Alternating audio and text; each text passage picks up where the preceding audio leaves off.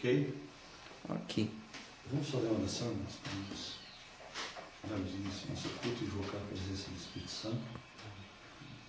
Precioso Jesus Cristo, nosso amado Deus, como é bom nós poder levantar nesse dia, Senhor, e saber que estamos gozando da Tua graça e da Tua misericórdia. Obrigado, meu Deus, por cada vida aqui presente nesta manhã, que atender o chamado do Senhor, como o Senhor falou aquele dia pela boca de Isaías, quem deu crédito à nossa pregação e a quem se manifestou o braço do Senhor. Aqui, esses irmãos, nesse dia, eles deram crédito à Tua palavra, pois estão aqui para, juntamente conosco, nos reunirmos em torno da Tua palavra. Amém. Pedimos mais uma vez que o Teu Espírito Santo venha nos guiar para toda a verdade, pois essa é a promessa. Nós invocamos o Teu Espírito, em nome de Jesus. Nós invocamos que Ele venha tomar liberdade no nosso meio, para nos guiar para toda a verdade, para nos dirigir para as Escrituras, pois nós queremos andar na Tua presença e ser perfeito, pois essa foi, Senhor, o requisito que o Senhor requeriu de Abraão, o requisito que o Senhor Jesus Cristo nos requeriu. Então nos ajude, te peço, tira a nossa ignorância com respeito ao que diz as Escrituras e abra o nosso entendimento, para que possamos viver e obedecer a Tua palavra e ser cheios do Teu Espírito Santo. Eu rogo que o Senhor venha nos ajudar nesta manhã mais uma vez, Amém. Pois te pedimos em nome do Senhor Jesus Cristo. Amém. Amém. Muito bem, meus irmãos, eu quero continuar hoje, dar continuidade ao assunto que nós tomamos na semana passada sobre a revelação de Jesus Cristo. Tá? Vamos abrir de volta nosso Apocalipse capítulo 1, só para nós tomarmos aqui. Apocalipse capítulo 1, para nós usarmos como nosso texto-chave. Apocalipse capítulo 1, versículo 1, revelação de Jesus Cristo, a qual Deus lhe deu para mostrar aos seus servos as coisas que brevemente devem acontecer. Pelo seu anjo as enviou e as notificou a João, seu servo, o qual testificou da palavra de Deus e do testemunho de Jesus Cristo e de tudo o que tem visto. Bem-aventurado aquele que lê e os que ouvem as palavras desta profecia e guardam as coisas que nela estão escritas, porque o tempo está próximo. Amém? Que o Senhor possa acrescentar as bênçãos aqui de sua palavra. Então, em continuidade nesse assunto de revelação de Jesus Cristo, tá? Jesus falou assim, vamos pegar a escritura ainda para nós chamarmos aqui, vamos pegar São Lucas, São Lucas capítulo 10,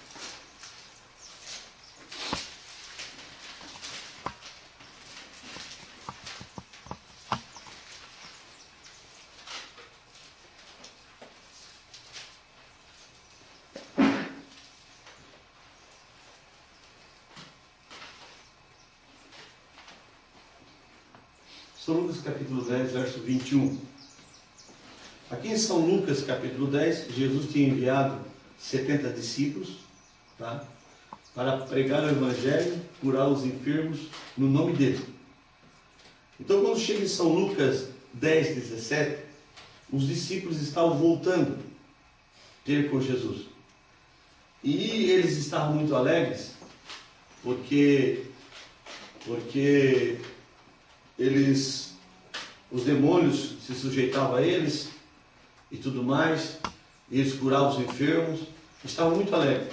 Então Jesus tinha dado dons a eles, só que eles não tinham o Espírito Santo ainda, eles não tinham o Espírito Santo. Então o Espírito Santo é que ia guiar para toda a verdade. Então observe, em São Lucas 10, 17 está voltando, veja, e voltaram os 70 com ele, com alegria, dizendo, Senhor, pelo teu nome até os demônios se nos sujeitam. E disse-lhes, eu vi Satanás como um raio cair do céu. Eis que vos dou poder para pisar serpentes e escorpiões e toda a força do inimigo. Nada vos fará dano algum. Mas não vos alegreis, porque se vos sujeitam os espíritos. Alegrai-vos antes por estarem os vossos nomes escritos nos céus. Então eles estavam todos contentes porque tinham dons, e nós já vimos que dons e a vocação de Deus são sem arrependimento. Então as pessoas acham que por ter um dom, eles têm o Espírito Santo, mas a evidência de ter o Espírito Santo não é ter os dons. Os dons é sem arrependimento. E eles estavam alegres com aquilo ali, mas Jesus como que pegou um balde de água e jogou neles, e deu uma esfriada neles, e falou assim, ó: mas não vos alegreis, porque vos sujeitam os Espíritos. Alegrai-vos antes por estar os vossos nomes escritos nos céus. Então Jesus estava apontando para a predestinação, eleição, para aquilo que nós, o assunto que nós tomamos dias atrás sobre eleição e predestinação. Verso 21 ele falou: naquela mesma hora se alegrou Jesus do Espírito Santo e disse: graças te dou, ó Pai, Senhor do céu e da terra, que escondeste essas coisas dos sábios e inteligentes e as revelastes às criancinhas. Assim é, ó Pai, porque assim te aprovo. Tudo por meu Pai me foi entregue. Ninguém conhece quem é o Filho, senão o Pai, nem quem é o Pai, senão o Filho, e aquele a quem o Filho o quiser revelar. Então, como nós vimos, a palavra revelação quer dizer tirar o véu. Nós vimos isso no culto passado. Agora, para quem que o véu está sendo tirado? Para quem que Deus está mostrando suas obras? O que ele ia revelar, tirar o véu? Como nós vimos, ele ia tirar o véu da sua obra desde antes da fundação do mundo até o fim. Isso seria descoberto para seus filhos. Para quem? Somente para os filhos.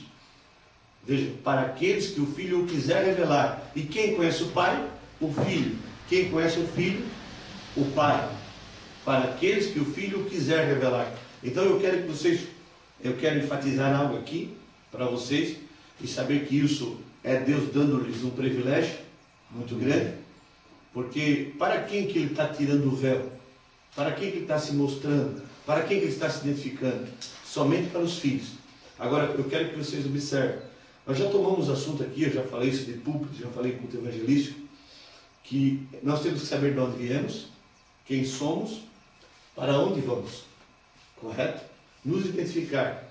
Quando Jesus vem e se revela para nós, quando ele vem e se revela para nós, ele não só apenas está se revelando, mas ele também está revelando quem nós somos.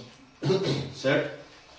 Quando nós conhecemos uma escritura como essa, por exemplo, essa aqui é uma escritura-chave, Juliano. É uma escritura-chave.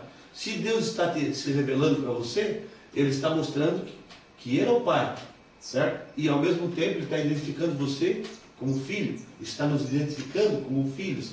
Então ele vem se identificar com a sua família, certo? Então, para quem que o véu está sendo tirado? Somente para a família. Redenção é somente para a família. Parente redentor, nesse momento que nós estamos vivendo, agora, que quando Apocalipse 5 ele vem e abre o livro, quando ele abre o livro, ele vem redimir a família. Que família? Ele vem redimir o seu parente mais próximo. Qual é o parente mais próximo de um homem? É seus filhos. Por quê?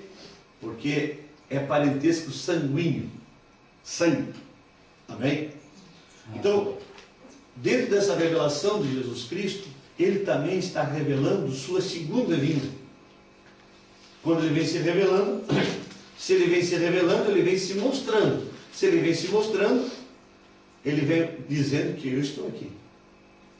Correto? Muito bem.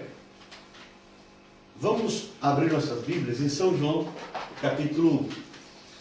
Dentro dessa revelação de Jesus Cristo, eu quero tomar um tema ainda, a revelação de Jesus Cristo, e eu quero tomar um tema sobre o caminho da luz. Tá? Vamos abrir São João, capítulo 1, uma escritura bem conhecida nossa. Dentro dessa revelação de Jesus Cristo, para nós vermos o caminho da luz. Porque ele falou, eu sou a luz do mundo. Depois ele fala, vós sois a luz do mundo. São João capítulo 1, versículo 1. Fala assim: no princípio era o Verbo, e o Verbo estava com Deus, e o Verbo era Deus. O que é o Verbo? O Verbo é palavra. Nesse exato momento eu estou usando o verbo com vocês. Estou me expressando em palavras. Então, a Bíblia é bem clara. No princípio era o Verbo, e o Verbo estava com Deus, e esse mesmo Verbo era Deus. Agora veja, ele estava no princípio com Deus. Todas as coisas foram feitas por ele, e sem ele nada do que foi feito se fez. Nele estava a vida, e a vida era a luz dos homens. E a luz resplandece nas trevas, e as trevas não compreenderam. Houve um homem enviado de Deus, veja, cujo nome era João. Que João era esse? João Batista. Este homem, ele foi o precursor. Preparou o caminho para a primeira vinda de Cristo. Ele precursou a primeira vinda de Cristo. Estão lembrando que nós lemos, se não me engano foi semana passada, a respeito de Malaquias, capítulo 3, verso 1. Diz que enviarei o meu anjo na minha presença. Estão lembrados? Então, aquela escritura estava profetizando a vinda de João Batista. E depois, no próximo versículo continua: então virá o Senhor no seu templo. Estão lembrados dessa escritura que eu usei na semana passada? Então, esse João foi João Batista. Ele foi precursor da primeira vinda de Cristo. Então veja, então aqui está registrando: houve um homem enviado de Deus, cujo nome era João. Este veio para testemunho, para que testificasse da luz. Veja, para que todos crescem por ele. Não era ele a luz, mas para que testificasse da luz. Então ele veio precursar a luz. Ali estava a luz verdadeira que alumia todo homem que vem ao mundo. Estava no mundo. Quem era essa luz verdadeira que alumia todo homem que vem ao mundo? Jesus Cristo. Veja, estava no mundo, o mundo foi feito por ele. Quem fez o mundo? Jesus, a luz. E o mundo não o conheceu. Correto? Então, para nós entendermos isso melhor, veja, versículo 11. Veio para o que era seu, e os seus não o receberam. Então nós vimos que nem 1% de Israel captou que Jesus estava na terra. Nem 1%. O povo que o esperava não pôde entender, não pôde ver que ele estava na terra. E nós vimos que o problema foi os sacerdotes que interpretaram a Bíblia de uma maneira errada. E isso está se repetindo novamente, mais uma vez, nesse dia, no tempo da revelação de Jesus Cristo, quando ele vem se revelando na segunda vinda. Porque na primeira vinda, ele também se revelou somente para a sua família. Porque ele não muda. Ninguém conhece o pai senão o filho. Ninguém conhece o filho senão o pai. Então, na primeira vinda, ele somente se revelou para a família. Por isso que nós vimos que 5.000 homens comeu peixe e pão multiplicado. Depois mais 4.000, né? E tantos foram curados. Mas no cenáculo alto, para receber o Espírito Santo, para receber o Pai, só estavam quase 120. Então, ele veio somente para identificar-se, para que os filhos o reconhecessem e ele reconhecesse os filhos. Então ele veio identificando. Veio para o que era o seu e os seus não receberam. Mas a todos quanto receberam, deu-lhes o poder de serem feitos filhos de Deus, aos que creem no seu nome. Certo? No culto passado sobre a revelação de Jesus Cristo, nós vimos que o nome Senhor Jesus Cristo era o próprio nome, o nome do próprio Deus. Certo? Os quais não nasceram do sangue, nem da vontade da carne, nem da vontade do varão, mas de Deus. Então esses filhos de Deus, eles vêm à Terra não porque papai e mamãe querem ter um filho, ou a mamãe se descuidou e engravidou. Eles vêm pela vontade de Deus, porque eles têm que vir aqui para se manifestar e manifestar Jesus Cristo, e manifestar a vida de Cristo, e se identificar como testemunha de Deus. Veja, verso 14: e o Verbo se fez carne e habitou entre nós, e vimos a sua glória como a glória do unigênito do Pai, cheio de graça e de verdade. Agora, veja, então, se nós queremos entender isso aqui melhor, João, ele falou no princípio. Então, para nós entendermos isso aqui melhor, nós temos que ir ao princípio. E onde que é o princípio da Bíblia? Vamos para Gênesis, então.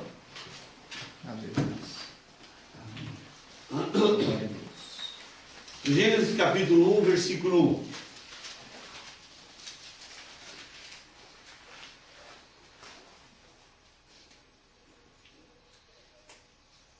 Acharam todos?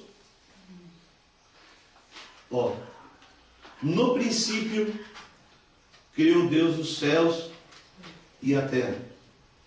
E a terra era sem forma e vazia, e havia trevas sobre a face do abismo, e o Espírito de Deus se movia sobre a face das águas. Agora, esse versículo 2 aqui, meus irmãos, ele tem duas aplicações. Ele se aplica para a terra natural, como também se aplica para nós, porque nós também somos terra.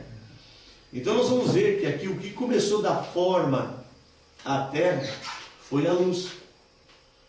E nós vamos ver que o que começa a trazer nós a real forma é a mesma luz. Agora nós vamos ver que luz é essa. Porque nós também éramos sem forma e vazio, estando no mundo, vivíamos em trevas, correto? Mas nós vamos ver que algo acontece conosco. E nós vamos ver que o que está acontecendo conosco é a mesma luz de Gênesis que tem se manifestado em nossas vidas. Ó, versículo 2: e a terra era sem forma e vazia, e havia trevas sobre a face do abismo, e o Espírito de Deus se movia sobre a face das águas. E disse Deus. Veja, João falou no princípio era o Verbo. Então agora, aqui registra a primeira vez que Deus vai usar o Verbo. Veja, e disse Deus: haja luz, e houve luz. Veja, João falou, no princípio era o Verbo, e o Verbo estava com Deus, e o Verbo era Deus, certo? E depois falou, houve um homem enviado de Deus, cujo nome era João. Não era ele a luz, mas veio para testificar da luz. E depois logo a Bíblia relata: ali estava a luz verdadeira, que alumia todo homem que vem ao mundo. No versículo 3 de Gênesis 1, e disse Deus: haja luz, e houve luz. Deixa eu fazer uma pergunta aqui para vocês. Que luz foi essa que foi criada aqui?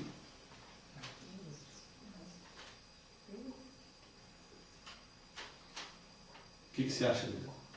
Que luz que foi essa que foi criada aqui? Veja, no versículo 2, a Bíblia fala que o Espírito de Deus se movia sobre as águas. Um espírito, ele não pode ser visto, nem tocado. Correto? Muitas pessoas pensam que esse versículo aqui, o 3, eles acham que o sol foi criado. Mas não é o sol. Nós vamos ver que aqui Deus cria um corpo para ele se manifestar. Ele cria um corpo.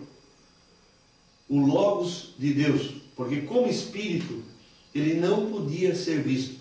Mas como agora ele começa a aparecer. Para quê? Para poder ter comunhão com a sua criação.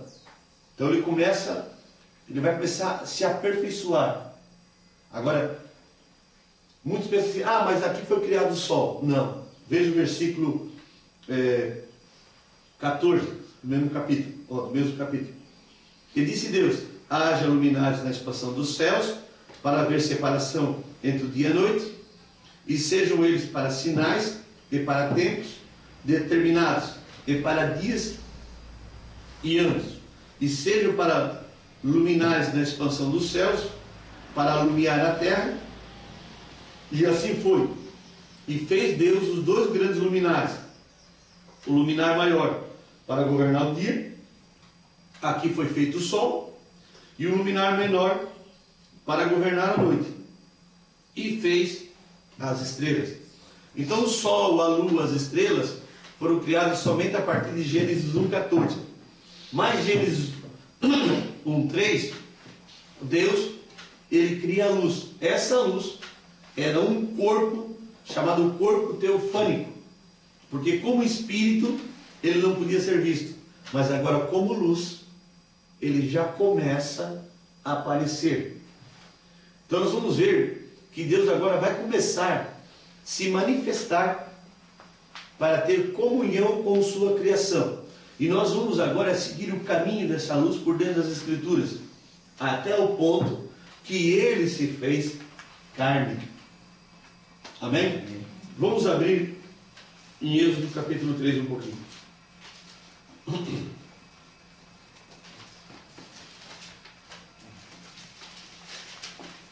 Êxodo é o segundo livro da Bíblia.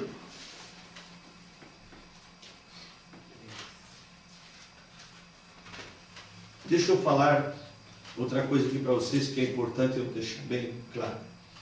A Bíblia, ela fala de 3 êxodos. Você sabe o que significa a palavra êxodo? Quer dizer saída. Sair de um lugar para outro lugar.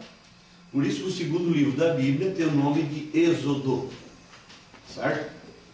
É a migração de um lugar para outro lugar. Então a Bíblia tem 3 êxodos. O primeiro êxodo foi com Moisés, correto? O segundo êxodo foi com Jesus. E o terceiro êxodo, nós estamos dentro dele agora. Correto? O primeiro êxodo foi sair do Egito para ir para o deserto adorar a Deus na lei. Então Moisés tirou o povo do Egito e os conduziu para o Sinai para adorar a Deus na lei. Correto? Então, nós vamos ver que nesse primeiro êxodo, nós vamos ver que essa luz de Gênesis 1:3 vai aparecer para conduzir esse êxodo. Então, um profeta e a luz para conduzir esse primeiro êxodo, para tirar o povo da escravidão do Egito, para levar para a terra prometida, para adorar o Senhor seu Deus em torno da palavra da lei. O segundo êxodo era Jesus Cristo, que nós vamos ver que era Deus profeta. Então nós vamos ver que essa luz aparece novamente para guiar o povo, sair da lei para o batismo com o Espírito Santo. E agora no terceiro êxodo, um profeta e a luz, mais uma vez, para tirar o povo do sistema religioso da Babilônia para o conduzir para a eternidade. Então 3 êxodos na Bíblia. 2 já aconteceram. E nós estamos exatamente dentro do terceiro êxodo. O terceiro êxodo está em processo.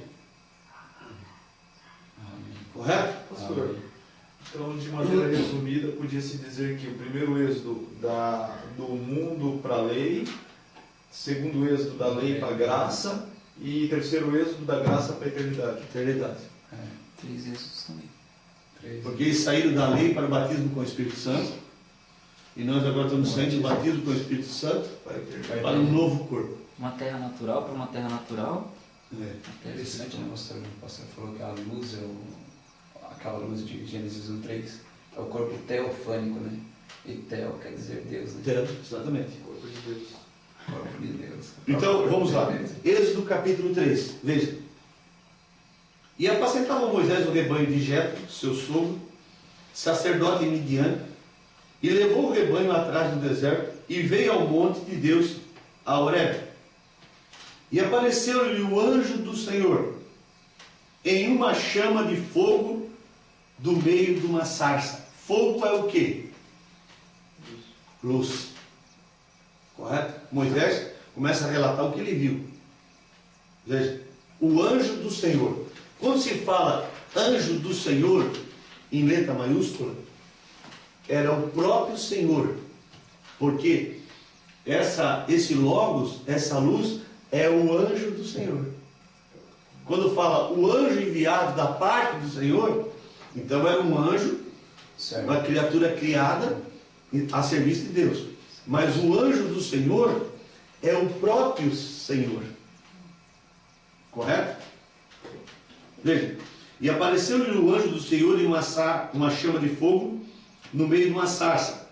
E olhou, e eis que a sarça ardia no fogo, e a sarça não.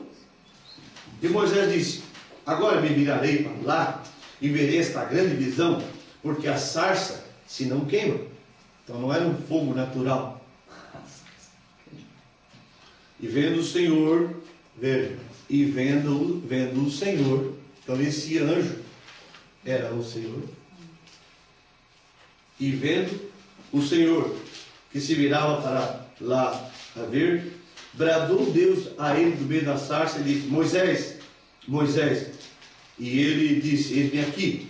E disse: não te achegues para cá, tira o teu sapato dos teus pés, porque o lugar em que tu estás é terra santa.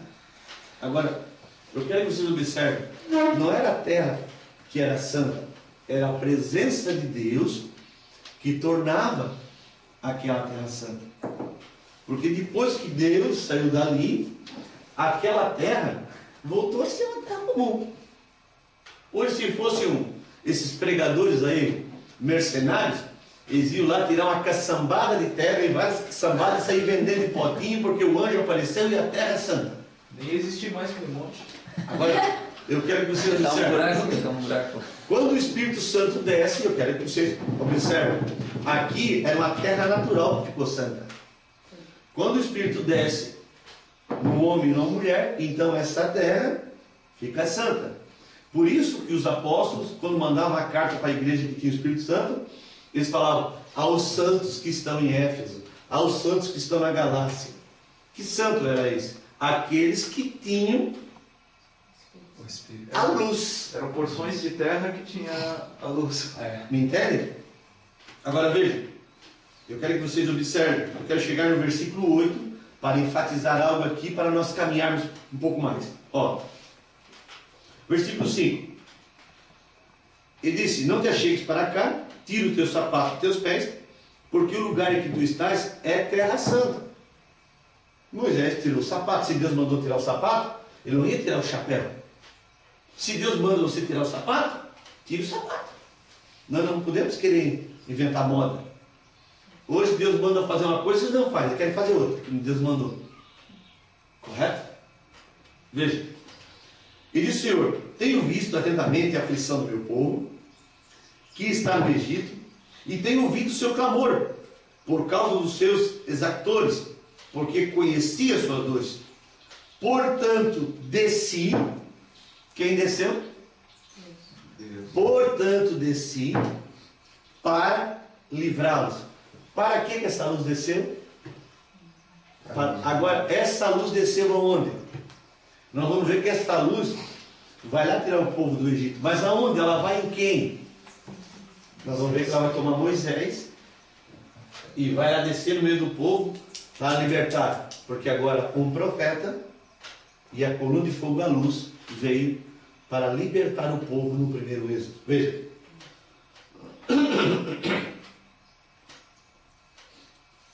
Portanto, desci para livrá-los da mão dos egípcios, para fazê-los subir daquela terra a uma boa e larga, a uma terra que mana leite e mel, ao lugar do cananeu, do Eteu e do Amorreu, e do Perizeu, e do Eveu, e do Jebuseu. Amém? Amém. Então, se Deus fosse um espírito, Moisés não ia vê-lo. Se fosse o espírito de Gênesis 1, 2, Moisés não ia vê-lo. Mas agora, como luz, Moisés já podia ver Deus. Amém? Amém. Agora vamos pegar Ezequiel um pouquinho.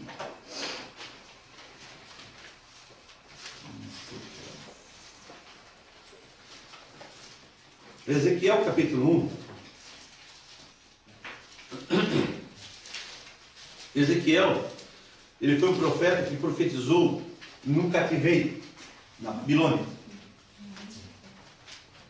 Depois de Isaías, Jeremias e Ezequiel. Lamentações. Depois de Lamentações. Ó, Ezequiel capítulo 1.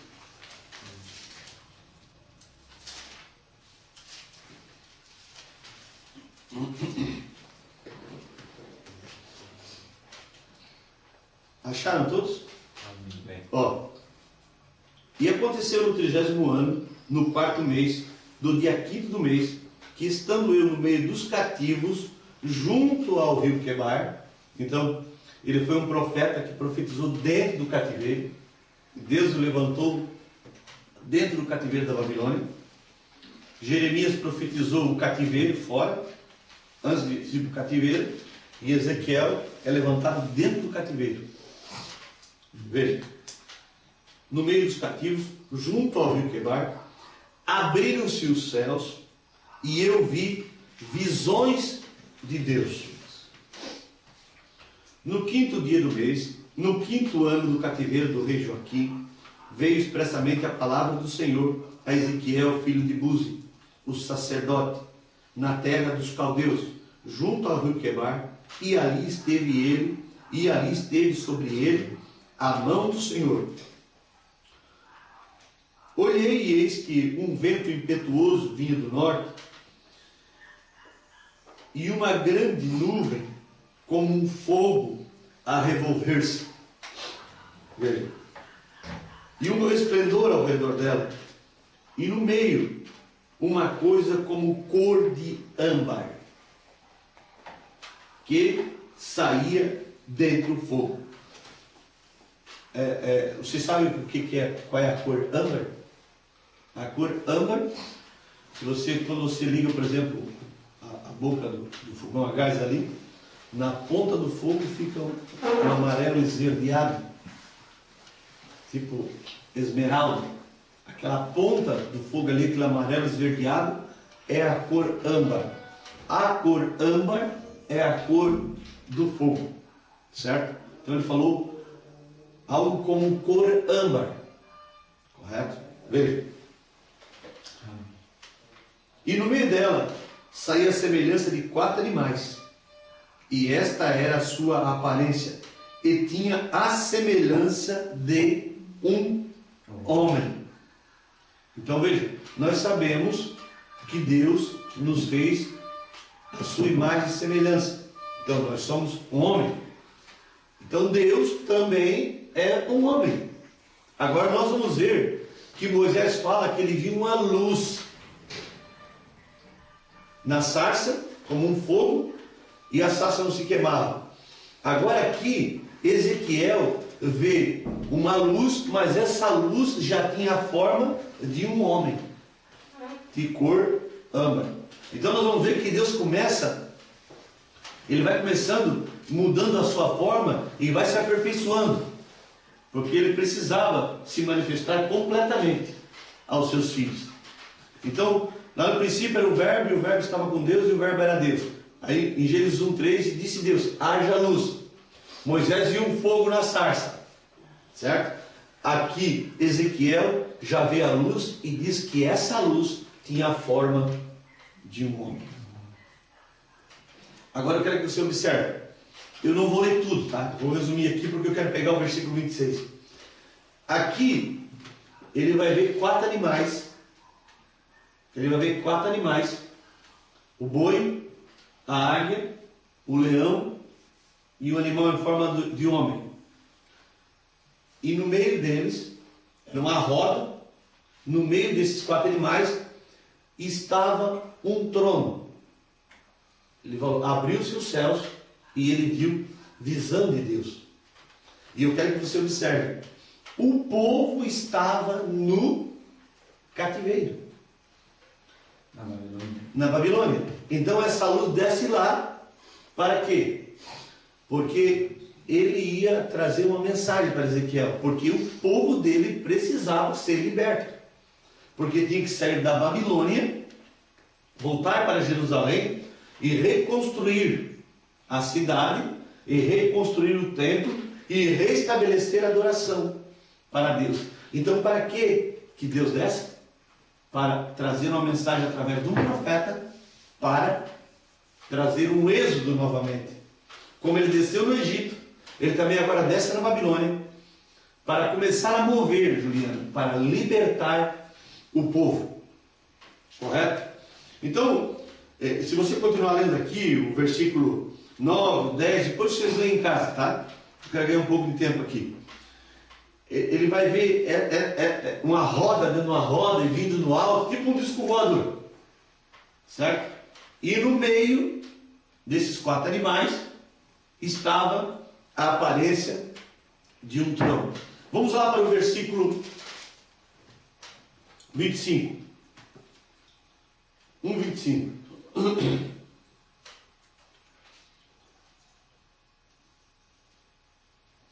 Versículo 25.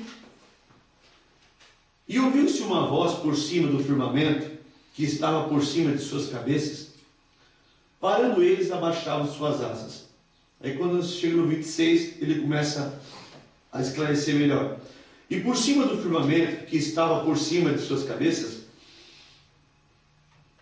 havia uma semelhança como de trono, como de uma safira.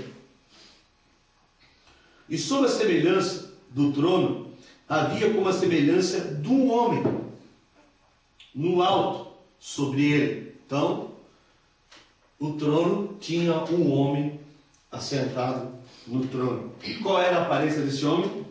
Verso 27. E vi como cor de âmbar.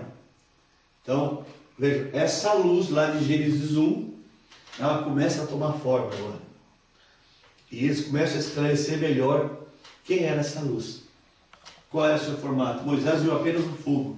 Mas aqui Ezequiel já fala que este fogo tinha a forma de um homem. Ó.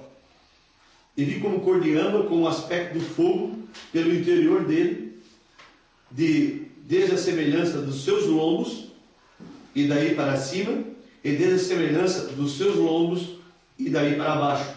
Vi como a semelhança de fogo, e um resplendor ao redor dele, como o aspecto do arco que aparece na nuvem no dia de chuva. Assim era o aspecto do resplendor em redor. Este era o aspecto da semelhança da glória do Senhor. E vendo isso, caí sobre o meu rosto e ouvi a voz de quem falava. Vamos pegar o capítulo 2, vamos entrar um pouquinho aqui. Veja. E disse-me, filho do homem. Você vai ver que no livro de Ezequiel, essa expressão, filho do homem, é usado muitas vezes. Quando Deus vem ao filho do homem quer dizer Deus em carne humana. Deus se tornando parente do homem. Então aqui Deus estava usando um filho do homem, que era Ezequiel. Mas Jesus, ele era o filho do homem. Certo? Então eu quero que vocês anotem algo aqui. Vocês estão anotando seus cadernos. Eu quero que vocês observem algo aqui. Jesus, ele vem 3 vezes em nome de filho. Então, ele vem como filho de Deus, ele vem como filho do homem e ele vem como filho de Davi. Correto? Filho de Deus, filho do homem, filho de Davi. Como filho de Deus, ele desceu no Pentecoste em forma de Espírito Santo. Correto? Forma de Espírito. Filho de Davi, ele será no milênio. mas como o Filho do Homem, ele é Deus em carne humana, Redimindo o homem. Redimindo o homem. redimindo o homem, se tornando parente do homem. Então, na primeira vinda, Jesus se identificou como o Filho do Homem, certo? E na segunda vinda, ele vem como Filho do Homem também. Então, eu só quero me aprofundar um pouquinho mais aqui com vocês. Então, quando ele desceu no Pentecostes, Juliano, ele desceu como Filho de Deus, Espírito Santo da igreja. E ele vem através das eras. Vem através das eras, trabalhando, correto? Até aparecer na era pentecostal com o batismo com o Espírito Santo. Mas fora da era pentecostal, ele mais uma vez vai se manifestar como Filho do Homem, Deus em carne humana, correto? Amém. Para no milênio ser filho de Davi. Então, entre Filho de Deus, através das eras, e entre Filho de Davi no milênio, ele se manifesta nesse tempo, mais uma vez, como o Filho do Homem. Correto? Amém. Deus em carne humana, vindo redimir o homem, se tornando parente do homem. Correto isso? Amém. Então, o capítulo 2, verso 1 de Ezequiel. Pastor, Sim. isso se dá porque na primeira vinda ele veio como Filho do Homem e cumpriu parte da redenção. Sim. E para cumprir a segunda parte da redenção, ele teria que continuar o mesmo ministério. Como filho do homem. Porque a redenção dá início ao Calvário. No Calvário, quando ele pagou o preço, ele intercede 2000 anos Como Filho de Deus. como Filho de Deus. E na segunda vinda, na abertura do livro, ele se manifesta mais uma vez como Filho do Homem para terminar a obra da redenção que ele fez no Calvário. Então, Ele comprou aquele requereu dele. no Calvário ele comprou. E na abertura dos selos, ele faz uma reclamação. Aquilo que ele pagou o preço, agora eu quero. Correto? Eu paguei o preço, agora eu vou reclamar aquilo que eu paguei. Amém? Exato. Agora no capítulo 2 de Ezequiel, ele disse: Filho do homem, põe-te de pé e falarei contigo. Então entrou em mim o Espírito quando falava comigo, e me pôs em pé e ouvi o que me falava. Ele disse: Filho do homem, eu te envio aos filhos de Israel, às nações rebeldes que se rebelaram contra mim. Agora eu quero que vocês observem. Eu citei isso aqui, vou citar de volta. Matéria é tudo aquilo que ocupa lugar no espaço. Correto? Duas matérias não podem ocupar o mesmo lugar no espaço ao mesmo tempo. Então Jesus, no corpo de carne, ele não podia entrar no homem. Correto? Mas nós vamos ver, ele falou assim, ó: vim de Deus e volto para Deus. E nós vimos na semana passada, nesse mesmo assunto, revelação de Jesus Cristo, que ele falou assim, ó: não vos deixarei órfãos, voltarei para vós, e estarei convosco e em vós. Correto? Então, como carne, ele não podia entrar em outra carne, mas nesse corpo teofânico de Gênesis 1:3, aí ele pode. Aquela luz. Correto? Veja. E disse-me, versículo 3 de Ezequiel 2, e disse: Filho do homem, eu te envio aos filhos de Israel, às nações rebeldes, que se rebelaram contra mim. Eles e seus pais prevaricaram contra mim até esse mesmo dia. E os filhos são de semblante duro e obstinado de coração. Eu te envio a eles, e lhes dirás: assim diz o Senhor Jeová. Versículo 5 eu quero destacar para vocês. Eles quer ouçam, ou quer deixem de ouvir, porque são casa rebelde, hão de saber que esteve no meio deles, profeta. Então nós vamos ver o que aconteceu com Israel na Babilônia. O que aconteceu com Israel na Babilônia acontece exatamente aqui hoje com os filhos de Deus dentro da Babilônia, do sistema ecumênico, tá? Do sistema religioso. Agora, vocês querem ver uma coisa aqui? Ó? O que aconteceu em Ezequiel capítulo 2 é o que acontece em Apocalipse capítulo 5.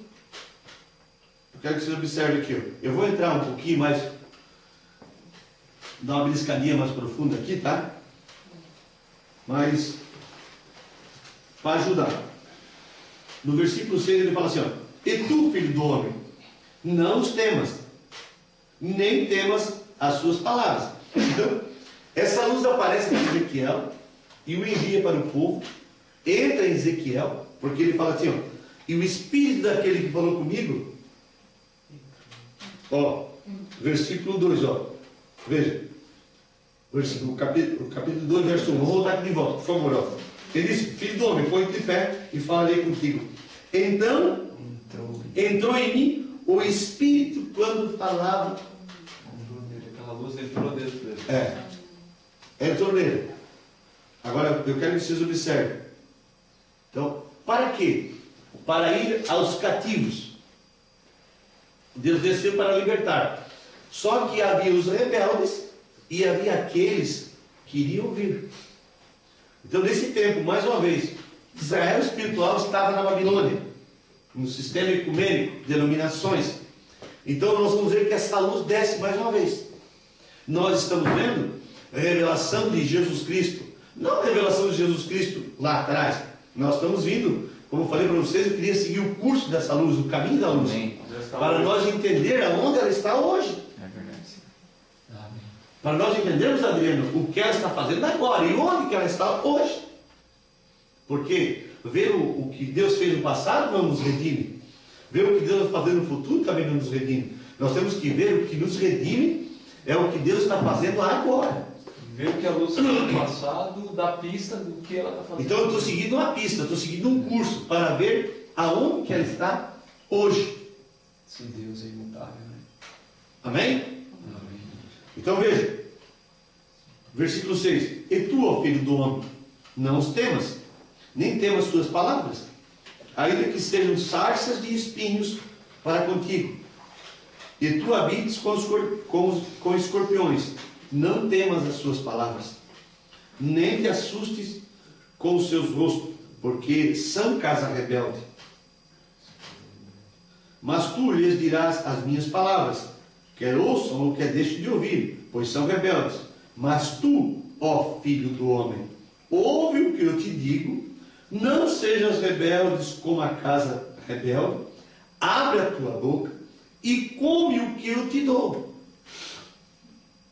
Então vi, e eis que uma mão se estendia para mim, e eis que nela estava um rolo de livros. Então isso aqui é o mesmo livro que João comeu em Apocalipse capítulo 10, verso 8.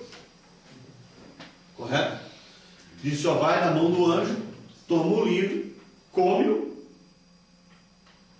na tua boca será doce, mas o teu ventre será amargo. E daí o anjo fala: convém que reprofetize a muitos povos, línguas e nações. Esse mesmo livro, cada filho de Deus tem que comer, que é a palavra. Então, esse livro, quando nós começamos a comer, ele é doce, é maravilhoso, as revelações são maravilhosas. Mas quando o livro começa a se misturar conosco, porque tudo que nós comemos, nós nos tornamos aquilo que nós comemos. Certo? Tudo que nós comemos se mistura conosco, para se tornar nutrientes, para nos dar vida. Correto? Então, o livro é doce na boca, mas amargo no ventre. Quando você vem para receber as revelações, a Bíblia começa a abrir: puxa, que coisa maravilhosa, que bênção, que maravilha, que coisa linda, que tremendo, e um sorriso no rosto. Mas quando você começa a passar a viver no dia a dia, começa a encarar as pessoas, começa a testemunhar, porque quando o livro entra dentro de você, você começa a chocar com as coisas do mundo. Então o livro começa a se tornar amargo no ventre. Porque o livro é o cordeiro. O livro é o livro da vida do cordeiro. Porque a vida do cordeiro passa a viver dentro de você. E a vida do cordeiro não foi feita para viver neste mundo. Amém. Por isso que há o choque.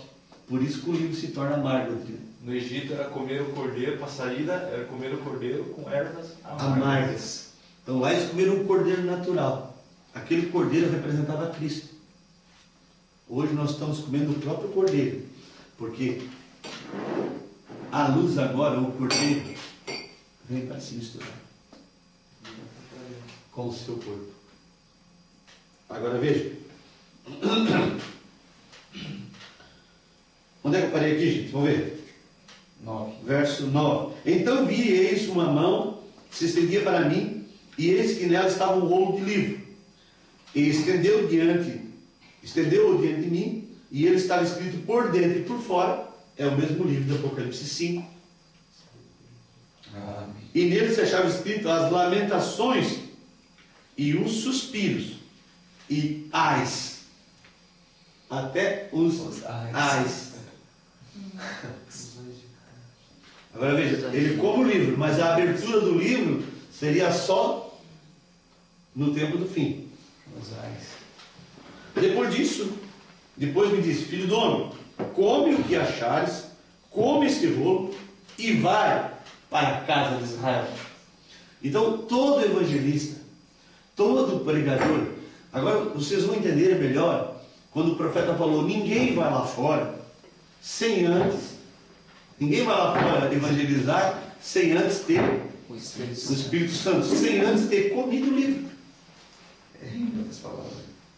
Porque eu quero que vocês observem, quando você come o livro, a palavra, você se torna a palavra, porque se torna aquilo que você come. Então, quando você vai lá fora, você não precisa ser um erudito, você não precisa ser um teólogo, o que você precisa é ter comido o livro. E quando você chega lá fora, Deus vai tirar aquilo que Ele quer de dentro de você, Júlio. Deus vai tirar aquilo que quer de dentro de você. As partes do livro que Ele quer, porque você já comeu o livro. Então, você se torna um armazém. Você se torna a palavra. E no abrir da tua boca, Ele vai colocar os pensamentos na tua mente. E da tua boca vai sair a palavra que está dentro de você. Por isso que diz a Escritura, né, pastor? Dispenseiro dos mistérios de Deus. Dispenseiro dos mistérios de Deus. Agora veja. Verso 2, capítulo 3. Abri a minha boca e me deu a comer o rolo. Ele disse: filho do homem, dá de comer ao teu ventre, e enche as tuas entranhas deste rolo que eu te dou. Então comi, e era na minha boca doce como mel. Ele disse: filho do homem, vai, entra na casa de Israel e diz-lhes as minhas palavras, porque tu não és enviado a um povo de estranha fala, nem de língua difícil, mas a casa de Israel. Então, nós vamos ver o seguinte, que Ezequiel comeu o livro aqui agora e se tornou doce na sua boca, mas a hora que ele foi para o seu povo, o livro se tornou amargo para ele. Ele foi rejeitado. O livro se tornou amargo para ele, a ponto que ele teve que comer até mesmo sua comida misturada com fezes. Ele teve que andar nu. Ele passou. Ezequiel foi um dos profetas que mais Deus usou ele como tipos. Quando ele comeu, Deus mandou ele misturar sua comida com fezes humanas para comer. Ele falou: Senhor, mas Deus falou: então mistura com fezes de animais, porque ele estava representando o que Israel ia passar no cativeiro por ter rejeitado a Deus.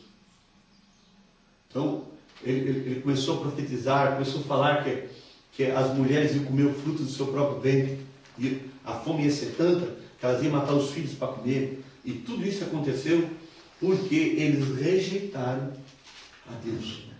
Então, quando Ezequiel comeu o livro ali na presença de Deus, aquilo foi maravilhoso, foi tremendo, era doce na boca, mas a hora que ele foi apresentar o livro e botar em prática na sua vida e falar para o povo, o livro se tornou amargo, porque ele foi rejeitado, ele apanhou. Os profetas que comeram o livro, todos eles tiveram que passar terríveis momentos por causa do livro. E não vai pensar que conosco vai ser diferente. Deus já está começando a... Correto? E os primeiros que começam a rejeitar o livro em carne humana eram os próprios familiares. Certo? Jesus era rejeitado pelos próprios familiares. Né? Agora, veja. Vamos caminhar aqui um pouquinho mais. Certo? Então, esse Ezequiel, capítulo 2. Nós vimos Ezequiel, capítulo 1, que a Lúcia é um homem. Certo? Quando chega em Ezequiel, capítulo 2, a luz tinha entrado para dentro dele.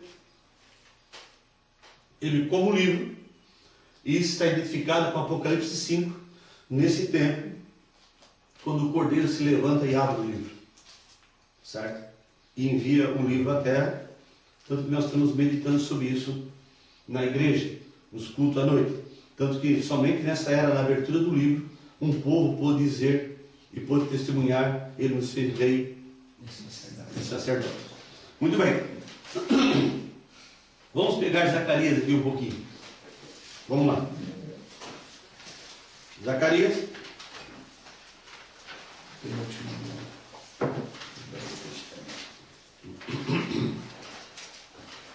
Zacarias capítulo 14. Antes de Malaquias, no Velho Testamento. O último livro do Velho Testamento, o Zacarias é o penúltimo. Penúltimo, só achou? Então, eu quero que vocês observem. O Zacarias, ele foi um profeta que profetizou a primeira e a segunda vinda. A primeira vinda ele profetizou em Zacarias 9:9, que nós vimos outros dias aí, que ele profetizou que Jesus viria montado num jumentinho. Exultai, filhos de Sião, exultai, filhos de Jerusalém. Eis que o teu rei vem pobre, manso e humilde, montado num jumento, no filho de um jumento. Então, Zacarias 9:9, ele profetiza a primeira vinda. Mas Zacarias 14, Zacarias 14, verso 6 em diante, ele profetiza a segunda vinda de Cristo. Agora veja, na primeira vinda, ele profetiza que um homem vem montado num jumento. Certo? E nós vimos em São João capítulo 1 que essa luz estava dentro desse homem. Deus estava em plenitude dentro de Jesus Cristo. Porque João veio testificar da luz. Correto? E quando Jesus vinha montado no jumentinho, quem estava dentro dele? A luz de Gênesis 1, versículo 3. Porque João falou assim, não era João a luz, mas ele veio para testificar da luz. Correto isso? Testemunho da luz. Estava no mundo, e o mundo foi feito por ele, e o mundo não o reconheceu. Quem fez o mundo? A luz. Agora, as pessoas olham assim e falam, eles apontam Jesus é aquele corpo que morreu no Calvário. Jesus é a luz. A luz é Jesus. Porque aquele corpo foi transformado. O corpo de carne foi transformado. Jesus falou, eu vim de Deus e volto para Deus. Então, ele tinha que entrar na eternidade. E nós sabemos que carne e sangue não herdam o reino de Deus. Porque essa carne e esse sangue que são do pó da terra não aguentam a velocidade da outra dimensão. Então, ele foi transformado. De luz se tornou carne. Vim de Deus. Vim de Deus. Certo? E o verbo se fez carne. Isso aí poderia ser melhor interpretado da seguinte forma: vindo do formato Deus, Da luz. de luz. Porque A carne. você vai ver A carne. que São João 1,14 fala o verbo se fez Carne. E o verbo era Deus. e o verbo era Deus, e o verbo era A palavra. luz. E disse Deus, haja luz. Porque a primeira vez que Deus, a Bíblia relata que Deus foi falar, a primeira coisa que ele fez um corpo de luz para ele. De espírito, ele se torna, então ele aparece como luz. E ele se mostra para Moisés. O irmão Branham nos mostra que no Éden, quando Deus descia no entardecer para ter comunhão com Adão e Eva e toda a criação, ele descia sobre os arbustos, essa luz descia e tinha comunhão com a sua criação no tempo da tarde. Agora, veja, Zacarias 9:9 fala da primeira vinda. Essa luz estava em carne. Mas Zacarias 14, a partir do versículo 6, mostra a segunda vinda, a mesma luz teria que aparecer. Veja, Zacarias 14, verso 6. E acontecerá naquele dia que não haverá preciosa luz, nem espessa escuridão. Que horário é esse? Quando não tem luz e nem trevas. Que hora é essa? Uma penumbra. Isso é na hora da tarde. Quando o dia vai entrando na noite. E a noite vai entrando no dia. Então não tem luz e nem trevas. É uma penumbra. Você vai ver que ali é ali que todos os animais começam a procurar proteção. A galinha começa a ir para dentro do galinheiro, pegar o poleiro. As aves começam a aninhar nas altas árvores, se esconder. Porque vai começar a noite. E nas trevas ronda o perigo. Então todos os animais começam a buscar abrigo. O homem vai para a balada. Da noite para o dia, os papas começam a cantar. Então, vem para a balada. Vamos para a balada, vamos para o boteco, vamos para o salão. Porque a vida começa à noite, não a morte anda nas trevas. Tanto no natural como no espiritual. Certo? Então, no entardecer, não era dia nem noite. Veja.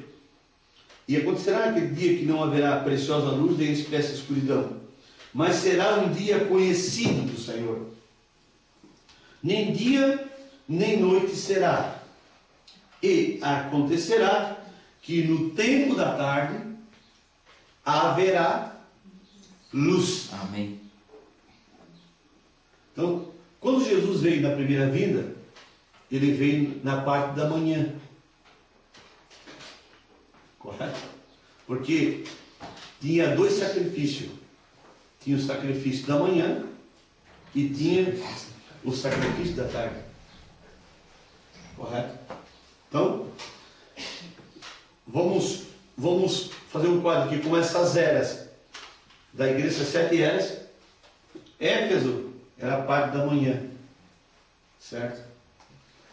Laodiceia era a parte da tarde. Éfeso, aonde que aconteceu a igreja de Éfeso?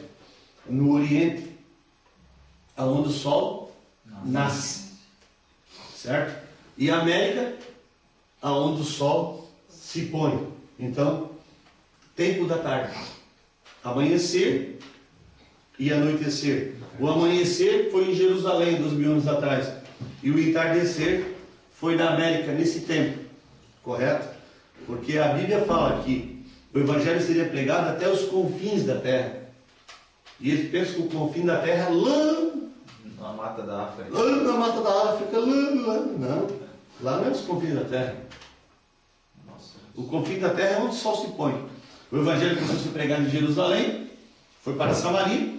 Da Samaria veio para a Alemanha com Martin Lutero. Da Alemanha foi à Inglaterra com John Wesley. e da Inglaterra vai, atravessa o oceano e vai na América com os pentecostais de 1906. Chegou para o povo do tempo da tarde, porque o sol natural nasce no Oriente e se põe no Ocidente. O sol da justiça, a palavra, começou no Oriente e se pôs aqui no tempo da tarde com os pentecostais na América. Então, o Evangelho seguiu o mesmo curso do sol. Por isso que São Lucas 14, no versículo 15, vai haver, ali está a parábola da grande ceia. Eu queria mostrar para vocês. Deixa aí Zacarias. Lucas 14.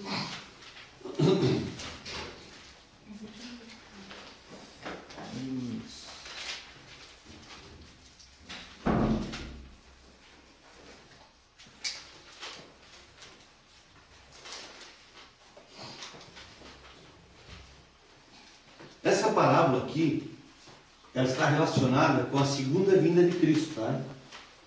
Eu quero que observe. Ela foi chamada a parábola da grande ceia. Ceia é que hora? À tarde.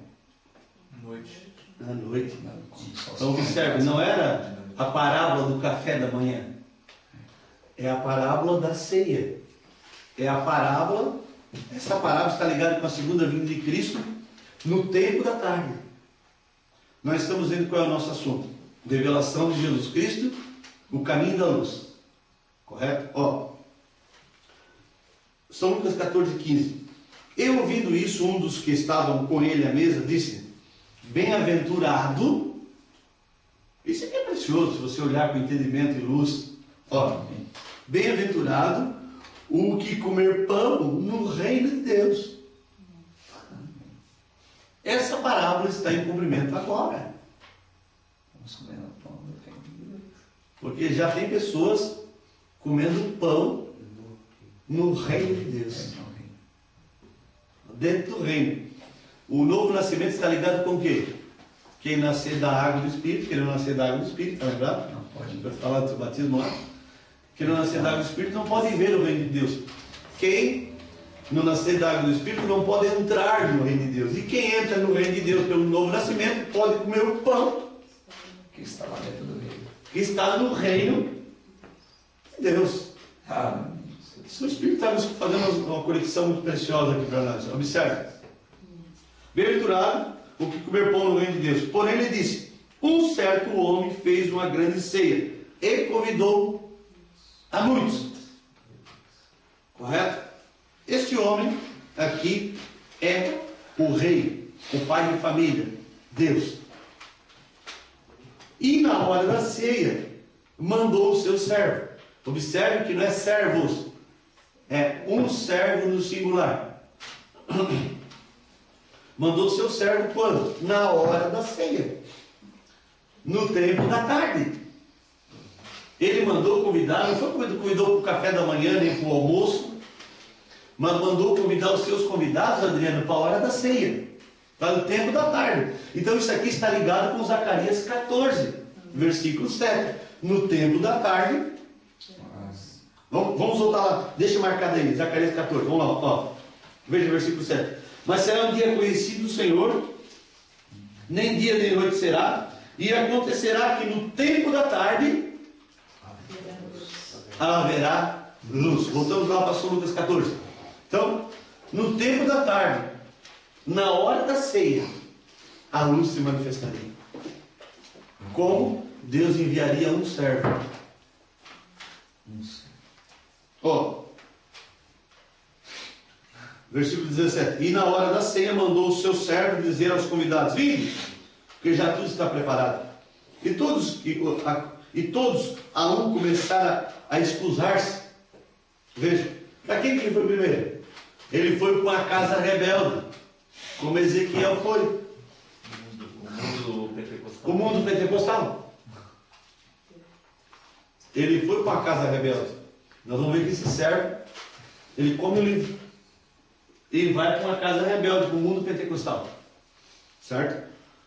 Ó, e todos começaram a escusar. Disse que o primeiro: eu comprei um campo, importa-me em vê-lo, rogo-te que me hajas por escusado. É que eu prosperei tanto, e Deus me abençoou tanto, que eu comprei um campo, agora eu tenho que demarcar, tenho que fazer escritura, não dá para ir em passeio.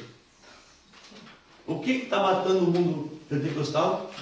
Prosperidade. Misericórdia. Veja. E o outro disse: comprei 5 juntas de boi, vou experimentá-las, logo que me haja por escusado. Como se fosse um carrão hoje, uma Mercedes. Sério? Tem que viajar. Tem que viajar. Eu trabalhei tanto, sabe, para conseguir isso. Agora tem que desfrutar. Afinal de contas, nós temos que viver um pouco, senão envelhece, morre, entendeu? Essa é a conversa com o pessoal. Não sobra tempo para ir no culto. Não sobra tempo. O pessoal está tão preocupado com a vida, com os cuidados da vida, com o descanso natural. Aí vai viajar, morre no acidente de carro. Deus me abençoe, Deus. É? Agora observe.